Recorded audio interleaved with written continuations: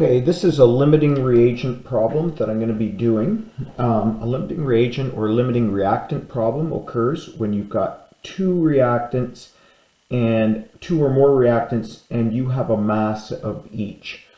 So you would think that the limiting reagent here is the carbon because you have less of it.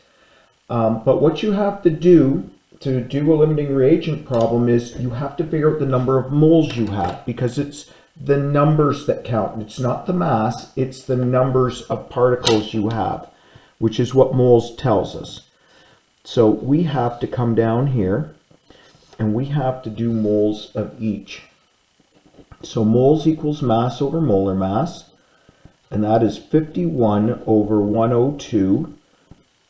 I got the 102 as the molar mass off the periodic table. 2 aluminums at 27 grams per mole each, and 3 oxygens plus the 3 oxygens at 16 grams per mole each adds up to 102. That's 0.5 moles.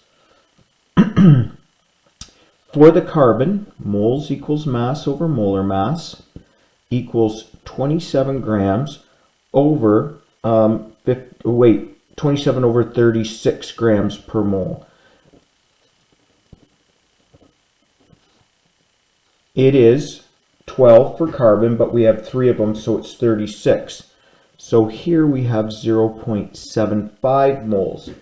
Your limiting reagent is the one that you have least of. We've got 0.5 of this one. So we bring this over to what we're trying to calculate, and that is the amount of aluminum we're making. So we go up.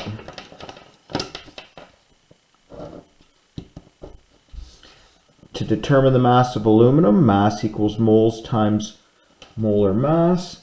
We have 0.5 moles times 27 times 2 is 54 for our molar mass. Remember, I get this off the periodic table, and that means we would make 27 grams of aluminum.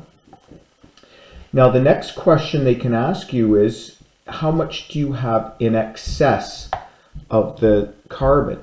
Well, you have 0.75 minus the 0.5 is 0.25 moles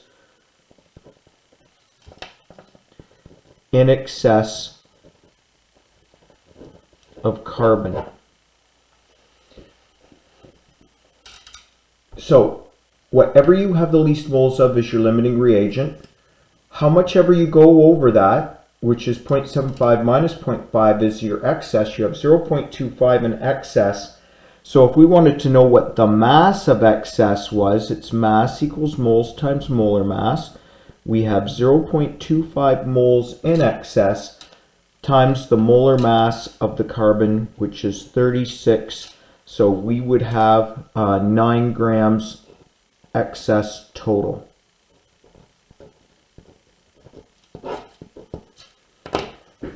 Folks, all of these questions are the same. There's one more type of question that can be asked on this, and that's called percent yield, and we'll cover that in the next video.